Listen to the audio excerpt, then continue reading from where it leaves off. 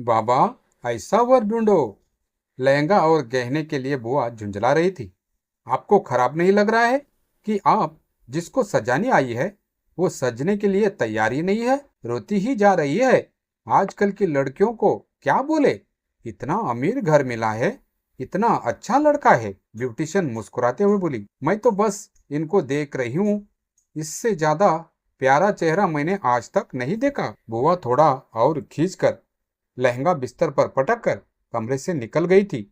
Beautician मेरे पास आकर धीरे से बोली, आप इतना क्यों रो रही है रजनी? आज तो सगाई है, विदाई में बहुत दिन बाकी है।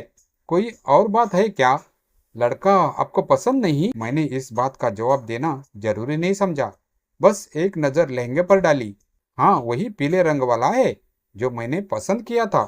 शेखर ने उस दिन सबके सामने कह दिया था, देखिए, सारे कपड़े रजनी की पसंद से ही लिए जाएंगे, पहनना उसको ही है। मेरी होने वाली सास ने हंसते हुए हामी भर दी थी। सब कुछ तो ठीक था।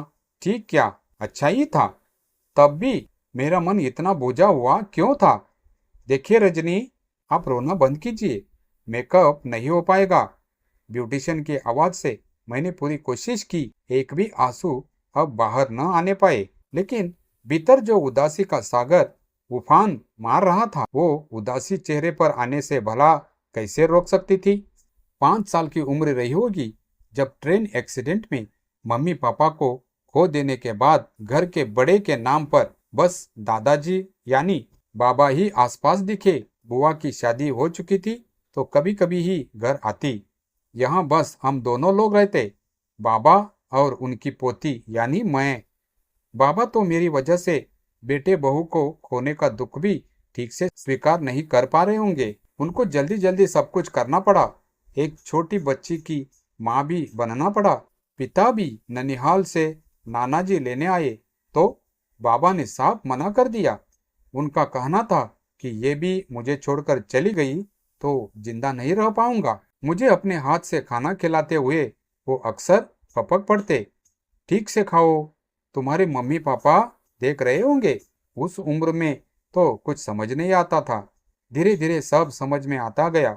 बाबा कहीं किसी तरह अपनी जिम्मेदारी निभाने में चूक न जाए, तभी तो ये बात याद रखते थे कि छोड़कर गए परिवार वाले अभी भी दूसरे लोग से उन पर नजर रखे हुए हैं। ये बात हमारे जीवन में भी उतरती चली गई। मैं अच्छे नंबर लाकर उनको खुश कर देती तो वो रिजल्ट का कागज मम्मा पापा की तस्वीर के पास रखकर कहते, देख रहे हो तुम लोग, तुम दोनों से ज्यादा होशियार है। कभी बाबा को बुखार होता था, दवा देकर आती तो अपने आप निगाहें उसी तस्वीर की ओर उठ जाती। मैं बुदबुदा कर कहती, देख रहे हो ना आप लोग, मैं भी बाबा का ध्यान रखती हूँ। हम दोनों एक दूसरे के आंसू पोंछते पोंछते एक दूसरे की हंसी का कारण बनते बनते ये तो भूल ही गए थे कि हमेशा के लिए कोई भी साथ रहता नहीं, सिर्फ मैं भूली थी। बाबा तो हमेशा याद दिलाते थे, जब शादी करके मुझे छोड़कर चली जाऊंगी तब मेरा कौन ध्यान रखेगा? मैं तुनक कर जवाब दे देती, शादी कर ही कौन रहा है बाबा, मैं तो यही रहूंगी आपके पास।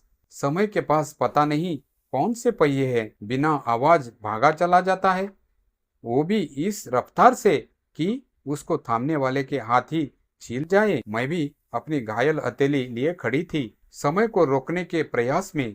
वो समय जो मुझे एक बेहद कठिन इम्तिहान के लिए तैयार कर रहा था। जब शेखर से रिश्ते की बात चली तो बाबा ने तुरंत हाँ कर दी थी।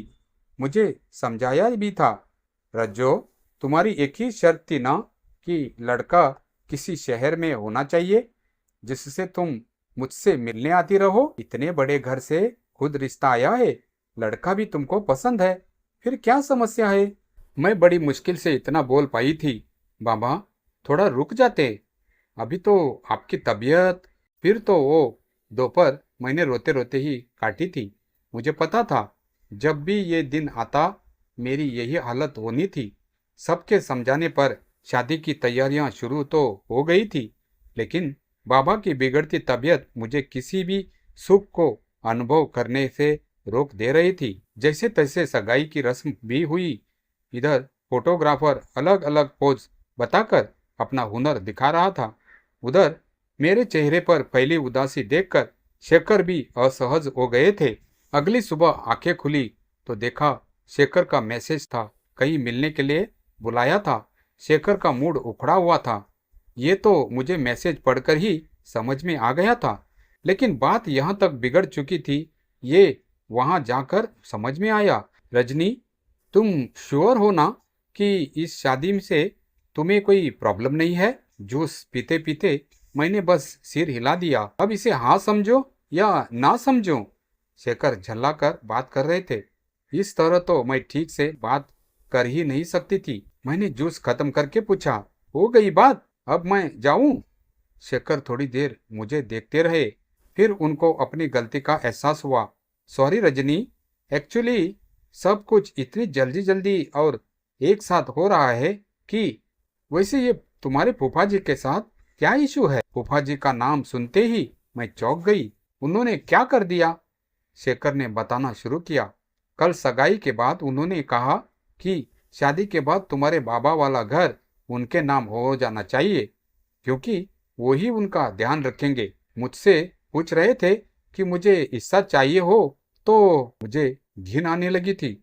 इतने घटिया है फूफा जी, उनकी गिरी हुई सोच का अंदाजा तो बहुत पहले से ही था, लेकिन इस हद तक? शेखर, पहली बात तो फूफा जी ने जब आज तक हमारा ध्यान नहीं रखा, तो अब क्या रखेंगे?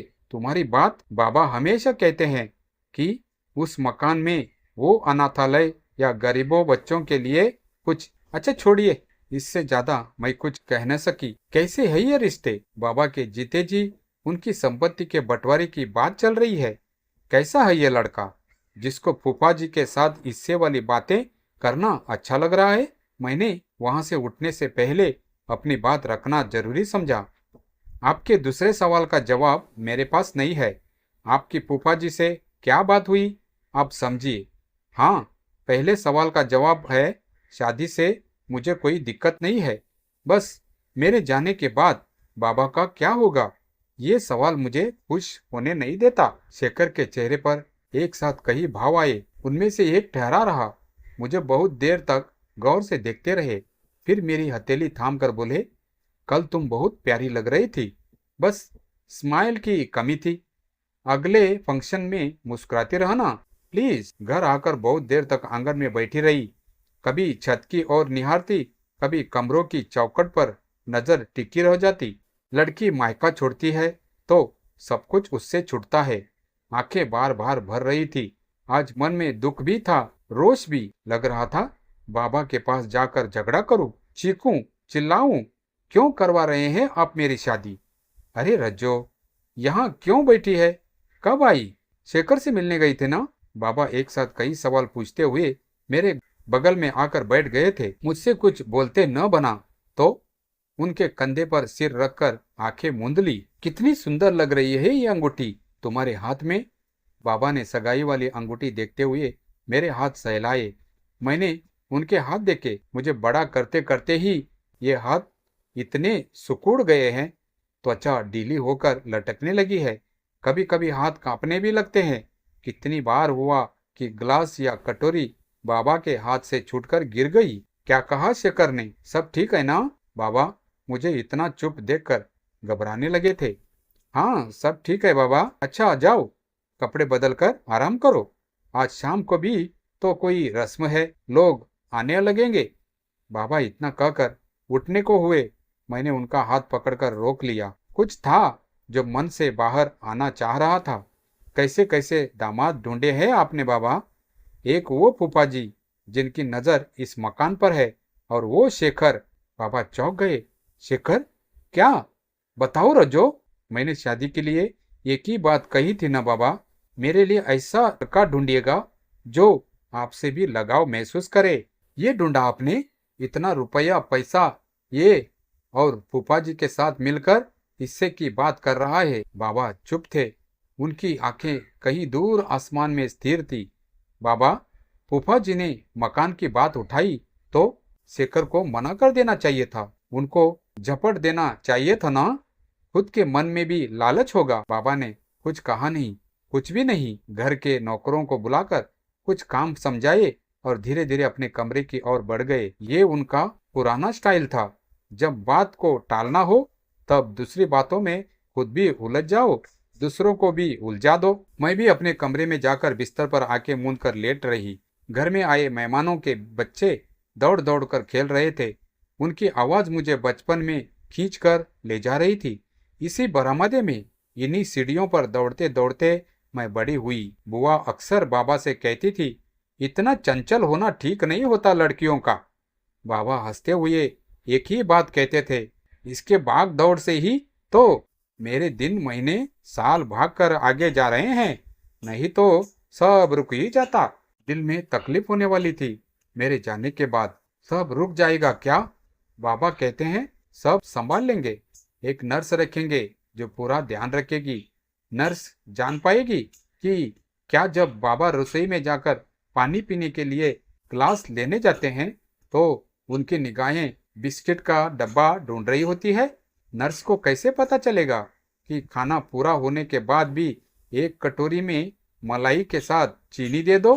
तो बाबा आधी रोटी और खा लेते हैं। नर्स को ये भी नहीं पता होगा कि सर्दियों में धूप सेकते बाबा वही कुर्सी पर बैठे बैठे सो जाते हैं, तब उनको जगाया नहीं जाता है। आंखों से दो आंसू टपक कर मेरी तकिया नम कर गए। मन किया जाकर बाबा से पूछूं, मुझे क्यों अकेले पाला, क्यों नहीं किसी नर्स के हवाले कर दिया? चलो रजनी, हो गया आराम, आज अनाज छूने वाली रस्म है, चलो चलकर हाथ लगा दो। तुम रो रही हो क्या?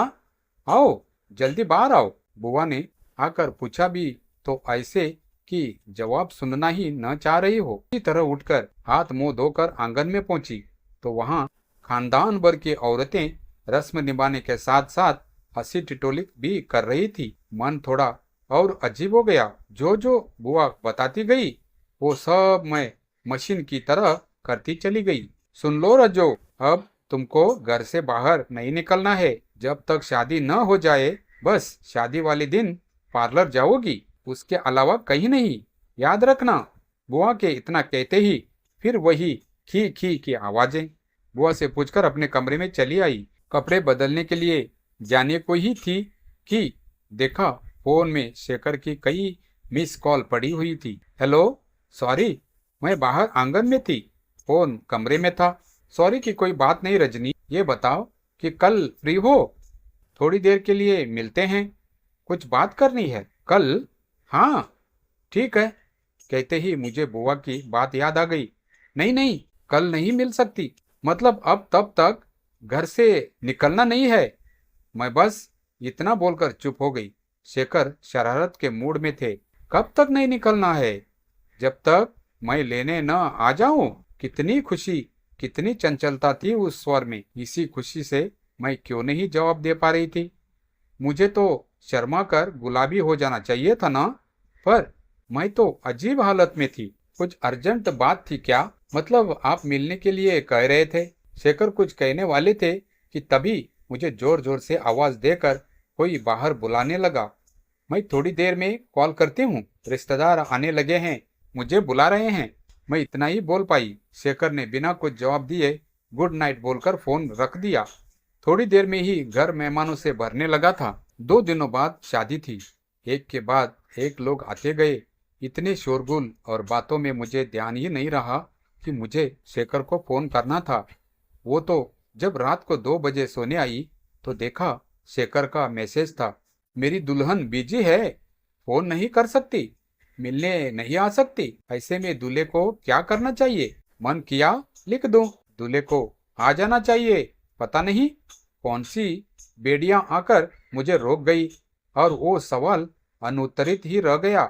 लेकिन मुझे क्या पता था कि मेरी बिना लिखे बिना कहे वो बात शहर तक पहुंच चुकी थी। दीदी उठो, जल्दी जीजाजी आए हैं। उनके पापा भी सुबह आके खुलने से पहले ही कानों में ये आवाज पड़ी।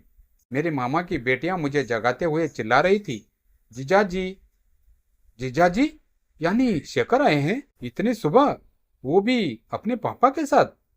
पूरे शरीर में जुरजुरी दौड़ गई। ऐसा क्या हो गया? अपने आप को जी भरकर कोसा। कल रात फोन पर बात कर लेती तो क्या बिगड़ जाता? पता नहीं क्या बात रही होगी जो सुबह सुबह ये सब हो रहा है? इधर आओ तुम दोनों। क्या बात कर रहे हैं शेखर? मतलब तुम्हारे जीजाजी और उनके पापा क्या कह रहे हैं? मैंने उस दोनों से पूछा। वो लोग याद करके बोली, पता नहीं, हमने तो बस इतना सुना था कि हमारी बात माननी पड़ेगी। मन के भीतर कुछ रिश्ता हुआ। मैंने महसूस किया, क्या मनवान चाह रहे हैं ये लोग बाबा से? एक पल के लिए मन कमजोर हुआ, फिर दूसरे ही पल उसी खराब मन को मजबूत करते हुए मैंने मुंह धोया, अपना हुलिया ठीक किया और सीधे बैठक की ओर बढ़ती चली गई। बैठक में घुसने से पहले एक पल के लिए ठिठकी। बाबा की रुंधी हुई आवाज आ रही थी, नहीं बेटा, ये नहीं हो पाएगा। मन में कड़वाहट का एक पहाड़ इकट्ठा होने लगा था। जरूर मकान को लेकर ही बात उठी होगी। बैठक का पर्दा हटाकर मैं अंदर गई। शेखर के पापा के पैर छूने के लिए झुकी तो उन्होंने प्यार से सिर पर हाथ फेर दिया। एक उचटकी हुई निगाह शेखर पर डाली। उनके चेहरे पर वही शरारती मुस्कान थी। मैं चुपचाप आकर बाबा के बगल में बैठ गई। बुआ फूफा भी वहां मौजूद थे। क्या हुआ बाबा? आप ऐसे क्यों? बाबा की आंखों में आंसू साफ साफ दिख रहे थे। बाबा ने शेखर की ओर इशारा कर दिया। इन लोगों की तरफ से ऐसी मांग आ गई है। ऐसा बोलते हुए बाबा ने शेखर की ओर बड़े प्यार से देखा। मेरे लिए ये सब एक अजीब पहेली थी। बुआ फूफा के चेहरे पर उलझन थी। शेखर और उनके पापा मुस्कुरा रहे थे और बाबा कहने को तो उनकी आंखें भरी हुई थी, लेकिन उनमें तकलीफ नहीं थी।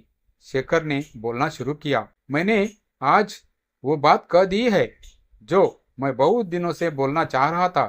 मैं चाहता हूँ कि तुम्हारे बाबा। इतना बोलकर शेखर एक पल के लिए रुके, फिर बाबा के पास आकर बैठ गए। वैसे अब ये मेरे भी बाबा हैं। मैं चाहता हूँ कि अब हमारे बाबा यहाँ अकेले रहने के बजाय हम सबके साथ रहें। इस मकान के लिए तो उन्होंने पहले ही बहुत कुछ सोच रखा है।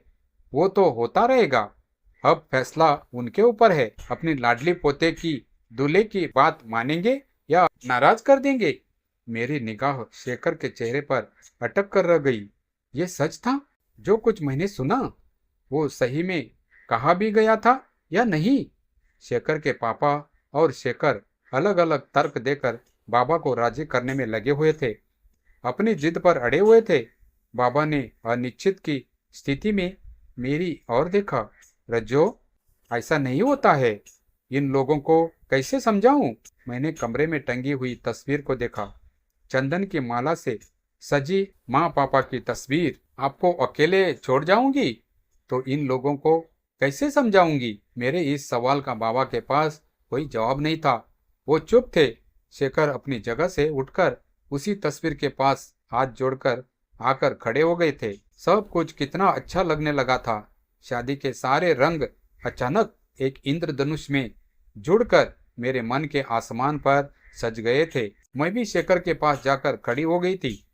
मैंने मन ही मन माँ पापा से कह भी दिया था, देख रहे हो ना आप लोग, बाबा ने मेरे लिए कितना अच्छा वर ढूंढा है।